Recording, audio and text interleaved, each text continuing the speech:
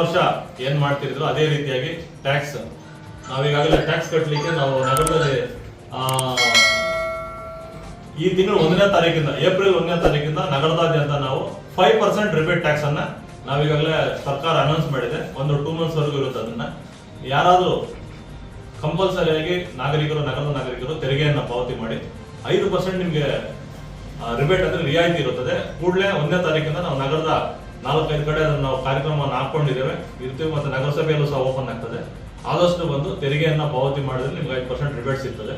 So ಈ ಸೌಲಭ್ಯನ ಎಲ್ಲಾ ನಗರದ ನಾಗರಿಕರು ಬಳಸ್ಕೋಬೇಕು. ವಾಟರ್ಗೆ ಮತ್ತು SESಗೆ ಮಾತ್ರ ಇರ್ತದೆ. ನಮ್ಮ ಆಫೀಸಲ್ಲೂ ಸಹ ಮಾನ್ಯ ಜಿಲ್ಲಾ ಉಸ್ತುವಾರಿ ಸಚಿವರು ಮತ್ತು ಸ್ಥಳೀಯ ಶಾಸಕರಾದ ಡಾಕ್ಟರ್ M.C. ಸುಧಾಕರ್ ಸಾಹೇಬ್ರ ಒಂದು ನಿರ್ದೇಶನದಂತೆ ಹಾಗೂ ಮಾನ್ಯ ಜಿಲ್ಲಾಧಿಕಾರಿಗಳ ಒಂದು ನಿರ್ದೇಶನದಂತೆ ಬ್ಯಾಂಕ್ ಸಹ ನಗರಸಭೆಯಲ್ಲೇ ಓಪನ್ ಮಾಡಿದ್ದೇವೆ. ಯಾರು ಸಹ ಬಿಸಿಲಲ್ಲಿ ನಿಂತು ಬ್ಯಾಂಕ್ಗಳು ಅಲಿಯುವಂತ ಅವಶ್ಯಕತೆ ಇಲ್ಲ. ಇಲ್ಲೇ ಸಹ ನೀವು ತೆರಿಗೆಯನ್ನ ಪಾವತಿ ಮಾಡಬಹುದು. ಮಾಡಿದ ನಂತರ ಇಲ್ಲೇ ಚಲನ್ ಕೊಡ್ತೇವೆ. ಇದು ಆದಷ್ಟು ಬೇಗ ಬಂದು ಇದನ್ನು ಮಾಡ್ಕೊಳ್ಳಿ. ವಿಶೇಷವಾಗಿ ನಾವು ಕಮರ್ಷಿಯಲ್ ಅಂಗಡಿಗಳನ್ನ ಈಗಾಗಲೇ ಜಿಲ್ಲಾಧಿಕಾರಿಗಳು ನಮಗೆ ನಿರ್ದೇಶನ ನೀಡಿದ್ದಾರೆ. ಅದರಂತೆ ನಾವು ಕಮರ್ಷಿಯಲ್ ಅಂಗಡಿಗಳನ್ನ ನಾವೇ ನೀವು ಏನು ಮೌಲ್ಯಮಾಪನ ಮಾಡಿ SES ಅಲ್ಲಿ ಕಟ್ತೀರಾ ಅದನ್ನ ಕ್ರಾಸ್ ವೆರಿಫಿಕೇಶನ್ ಮಾಡ್ತೀವಿ. ಸರಿ, ಅದನ್ನ ಪ್ರೋಗ್ರಾಮ್ ಹಾಕೊಂಡಿದ್ವಿ. ಕಡಿಮೆ ತೆರಿಗೆ ಕಟ್ಟೋದಾಗ್ಲಿ, ತೆರಿಗೆಯಲ್ಲಿ ಮೋಸ ಮಾಡೋದೇನಾಗ್ಲಿ ಕಂಡು ಬಂದ್ರೆ ದುಪ್ಪಟ್ಟು ತೆರಿಗೆ ಹಾಕಲಿಕ್ಕೆ ನಗರಸಭೆಯಲ್ಲಿ ಆ ಪ್ರಕಾರ ಪ್ರಾವಿಷನ್ ಇದೆ. ಅದನ್ನ ಮಾಡ್ತೀವಿ. ಅದನ್ನ ಈಗಾಗಲೇ ನಾವು ಕೈಗೆತ್ತಿಕೊಂಡಿದ್ವಿ. ಅದೇ ರೀತಿಯಾಗಿ ದೊಡ್ಡಪೇಟೆ ರಸ್ತೆಯನ್ನ ಈಗಾಗಲೇ ನಾವು ವೈಡನಿಂಗ್ ಮಾಡ್ಬೇಕಂತ ಈಗಾಗಲೇ ನಾವು ಅನ್ಕೊಂಡಿದ್ವಿ. ಮಾರ್ಕಿಂಗ್ ಸಹ ಆಗಿದೆ. ಶಾರ್ಟ್ಲಿ 1-2-3 ದಿವಸಗಳಲ್ಲಿ ಅಲ್ಲಿರುವಂತ ಸ್ಥಳೀಯರನ್ನು ಕರೀತಾ ಇದ್ದೇವೆ. ಸುಮಾರು 6 ಮೀಟರ್ ಸೆಂಟ್ರಲ್ ರಸ್ತೆಯಿಂದ ಈ ಕಡೆ 6 ಮೀಟರ್ ಆ ಕಡೆ 6 ಮೀಟರ್ ವೈಡನಿಂಗ್ ಮಾಡ್ತಾ ಇದ್ದೇವೆ. ಈಗಾಗಲೇ ಯಾರು ಬಿಲ್ಡಿಂಗ್ ಲೈಸೆನ್ಸ್ ತೆಗೆದುಕೊಂಡಿರೋದಿಲ್ಲ ಅವರು ಸಹ ಬಿಡಬೇಕಾಗುತ್ತೆ. ಆಮೇಲೆ ರೋಡ್ ಮಾರ್ಜಿನ್ ಏನಿದೆಯೋ ಅದ್ರ ಪ್ರಕಾರ ಬಿಡಬೇಕಾಗುತ್ತೆ.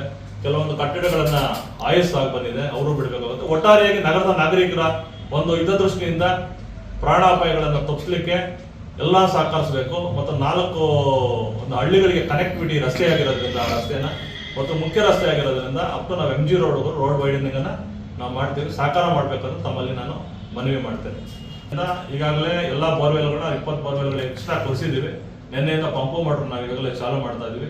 ಈಗಾಗಲೇ ಹೇಳ್ದಂಗೆ ನೀರನ್ನು ಸಹ ನಾವು ಕೊಡ್ತೀವಿ. ಮಿತವಾಗಿ ನೀರನ್ನ ಬಳಸಿ, ಪೋಲ್ ಮಾಡಕ್ ಹೋಗಬೇಡಿ. ನೀರನ್ನ ಮಿತವಾಗಿ ಬಳಸಿ. ಏನಾರ ಸಮಸ್ಯೆ ಇದ್ರೆ ಈಗಾಗಲೇ ಕೂಡ ನಗರಸಭೆಯನ್ನ ಭೇಟಿ ಮಾಡಬಹುದು.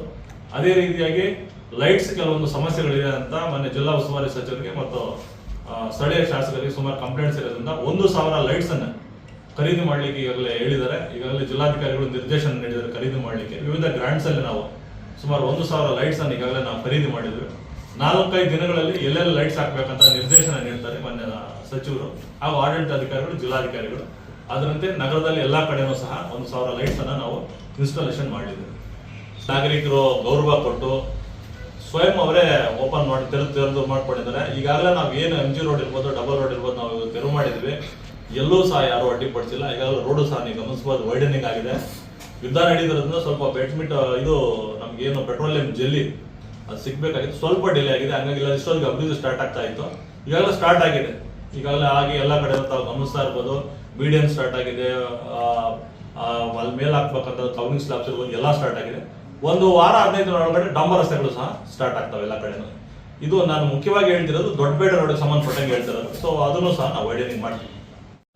ಅದು ಸಹ ಗುಣಮಟ್ಟದಿಂದ ಇಲ್ಲ ಅಂತ ಹೇಳಿರೋದ್ರಿಂದ ಮತ್ತು ಕಾಂಪ್ಲೆಕ್ಸ್ ಶಿಥಿಲವಾಗ್ತಾರಿಂದ ಅದನ್ನ ಈಗಾಗಲೇ PWD ಕಡೆಯಿಂದ ನಾವು ಮಾಹಿತಿ ತೆಗೆದುಕೊಂಡಿದ್ದೇವೆ.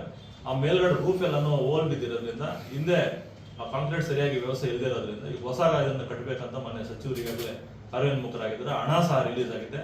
ಎಷ್ಟು ಬೇಗ ಅಂಗಡಿಗಳು ತೆರವು ಮಾಡಿಕೊಟ್ರೆ ಅಷ್ಟು ಬೇಗ ಫಾಸ್ಟ್ ಆಗಿ ಅಂಗಡಿಗಳನ್ನು ಮಾಡಿ ಅವರಿಗೆ ಮರು ವ್ಯವಸ್ಥೆ ಮಾಡಲಿಕ್ಕೆ ನಾವು ವ್ಯವಸ್ಥೆ ಮಾಡ್ತೀವಿ.